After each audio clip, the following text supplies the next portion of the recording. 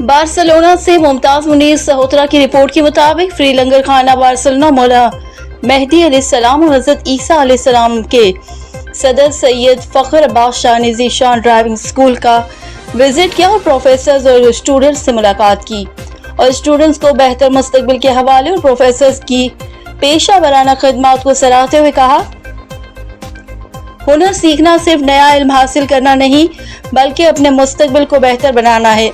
जो लोग नई सलाहियतें सीखते हैं वो ज़्यादा पुरएतमाद और खुद मुख्तार होते हैं। उन्होंने मज़ीद कहा कि अगर हम यूरोप में तरक्की करना चाहते हैं तो हमें अपनी मकामी ज़बान पर उबूर और हुनर सीखने को तरजीह देनी चाहिए। इस मौके पर स्टूडेंट्स और प्रोफेसर चौधरी इसाक गुज्जर और चौधरी ज़ीशान ने हमारे नुमाइंदे से गुफ्तगू करते हुए कहा,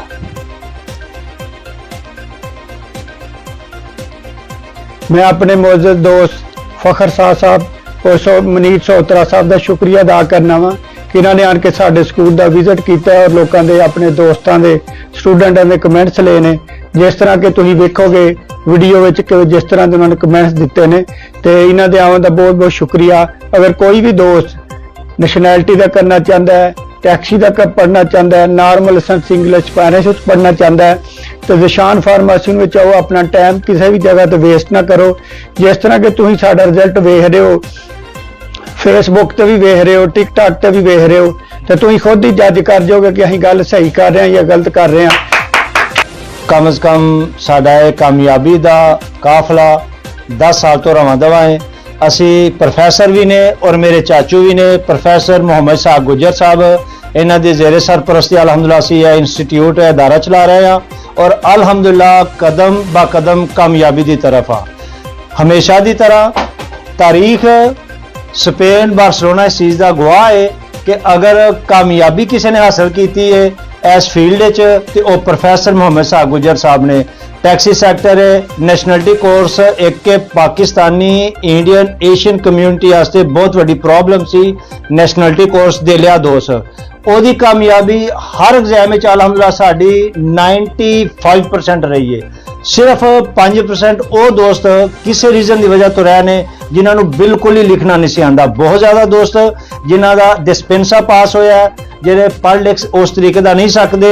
अलहमदुलिल्लाह प्रोफैसर मोहम्मद साहब गुज्जर साहब ने उन्होंने भी कामयाबी दिला दी है। सत श्री अकाल जी, अस्सलाम वालेकुम सारिਆਂ ਨੂੰ। मेरा नाम इकबाल सिंह है, मैं इंडिया पंजाब तो हाँ तो मैनू इत्थे 2-3 महीने हो गए आंदे नूं स्टडी करन लाइसेंस बी लई तो भाई को आने बहुत वधिया टीचर ने, बहुत वधिया पढ़ाने। रिकमेंड करदा सारिਆਂ ਨੂੰ, सारी कम्यूनिटी इंडियन पाकिस्तानी बंगलादेशी जिन्हें भी अपने सारे ने कि इत्थे आओ तो लाइसेंस करो क्योंकि इत्थे बहुत वधिया ट्रीट हुंदा।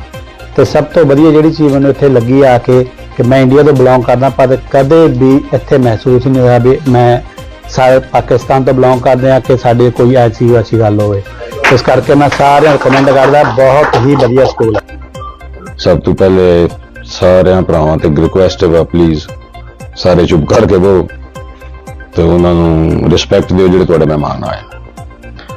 ते असी ज़ीशान फातो स्कूल लाइसेंस कोचरा करने वास्ते आए तीपो 20 इत्थे बहुत खुशगवार माहौल है, बहुत अच्छे टीचर ने, बहुत अच्छे उस्ताद ने ते सानू बेहतरीन तरीके नाल टीच कर रहे हैं ते असी बहुत आसानी नाल असी जनाब स्टडी कर रहे हैं। तो इस अलावा सारिਆਂ ਨੂੰ रिकमेंड करने अगर किसी बंदे ने किसी नवे भाई ने लाइसेंस करना हो ਉਹਦੇ ਚ एज की कोई लिमिट नहीं, कोई छोटा हो कोई बड़ा हो, सारिਆਂ ਨੂੰ बहुत आसान तरीके नाल समझाया जाता है।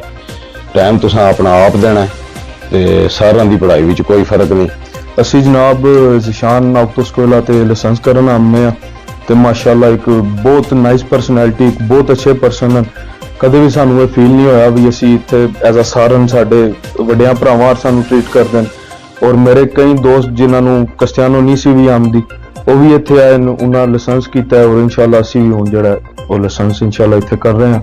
तो बहुत शुक्रिया साडे सर दा जिहड़े सानू इतने अगे लैके जा रहे हैं सानू।